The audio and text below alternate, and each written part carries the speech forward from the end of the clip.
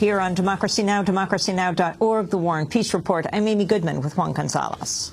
Well, the 2014 World Cup in Brazil is entering its fifth day. The United States team will play its first game of the tournament today against Ghana. Meanwhile, protests are continuing on the streets of Brazil.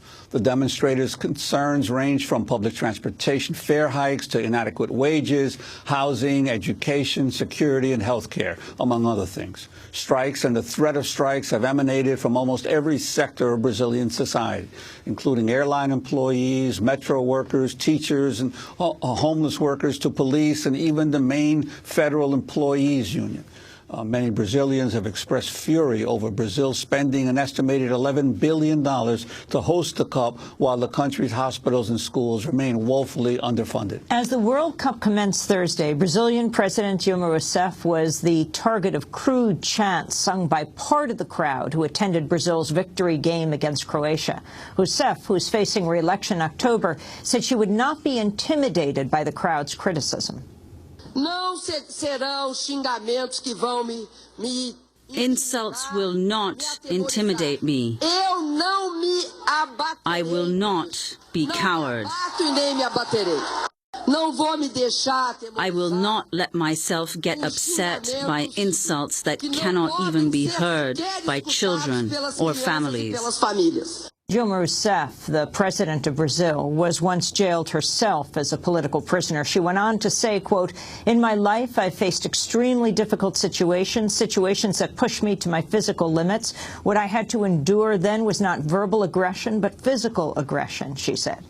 Hundreds of demonstrations against the World Cup have erupted all over Brazil over the last year. Human rights groups such as Amnesty International have accused the local police of using excessive force against demonstrators. In a video taken by the Associated Press Sunday, a police officer can be seen firing what appears to be a live pistol round at anti-World Cup protesters near Rio de Janeiro's Maracanã soccer stadium. Police have reportedly also used tear gas, rubber bullets, noise bombs to disperse demonstrators. Protest organizers said Brazilians will continue fighting for their rights despite the dangers they face. Today we are here for health, education, and public services. This is the cup of protest, and we are strong. Here we want to protest every day that there is a game. This is the first one, but we can say that we are not scared to go into the streets. The streets today are the most important place in the city, and going into the streets is the most important democratic exercise at the moment. More, we now go to Rio de Janeiro, Brazil, where we're joined by Dave Zirin, sports columnist for The Nation magazine, host of Edge of Sports Radio and Syrian XM. Dave is the author of several books on sports, including most recently Brazil's Dance with the Devil, the World Cup, the Olympics, and the Fight for Democracy. He is in Rio covering the 2014 World Cup. He's joining us from outside Maracanã Stadium. Dave, yesterday you yourself were tear gassed. Can you describe the scene? Yeah, absolutely. If you look behind me, you see Maracanã Stadium.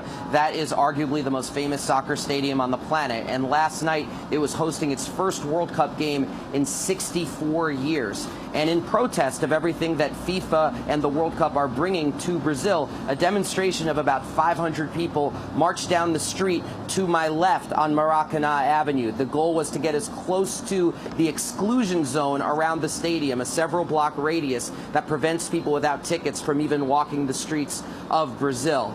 Now, I ran ahead with my cameraman, Zach Zill, about 2 blocks ahead to be able to capture what would happen when the protesters met with police. And about a block and a half in front of the protesters, I saw a series of riot police come out of these wagons. And they were dressed in full regalia, gas masks, shields, all the rest of it, and they started beating their shields in rhythmic fashion.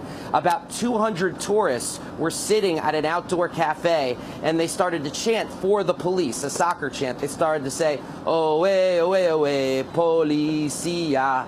And then the police fired tear gas about a block and a half towards the protesters, yet they got their trajectory wrong, and the tear gas landed just about 100 yards in front of them, and then a headwind blew the tear gas onto the tourists. sending 200 tourists scattering, who were cheering for the police just moments ago, scattering in utter panic. The tear gas blew on me as well. And at that point, the police got their trajectory correctly. They fired, by my count, 2 more canisters of tear gas, concussion grenades as well, which then served to disperse the 500-person protests. And later was the incident that the AP reported of an officer actually firing live ammunition. That I did not see, but frankly, I wasn't seeing a great deal at that point anyway. And Dave, this whole issue of the protests, especially of the destruction of favelas near some of the major stadiums that were constructed, could you talk about that?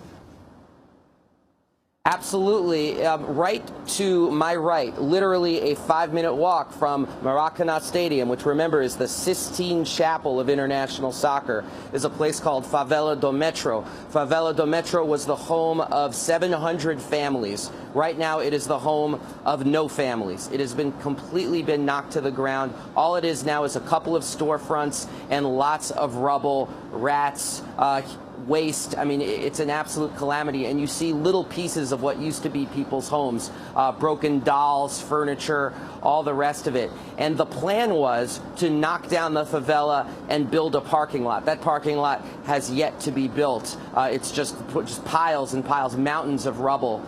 And we spoke to some of the people there, workers, who were actually charged with clearing it out, so hopefully the parking lot could be ready in time for the 2016 Olympics, which of course are going to be held in Rio, with Maracanã, the place where the opening ceremony will take place. What was very upsetting about it was, with my translator, Teresa Williamson from Catalytic Community, speaking to the workers themselves, is that they all lived in favelas. So they were favelados themselves, and they were the people who were hired to actually knock down the favelas and then clear the areas, which just, it's a shame and a sin. And we asked them how it felt to be favelados knocking down the favelas of others, and they said, they used a word in Brazilian which does not have an English translation, but they said, it made me feel strange in my heart to have to be in that position.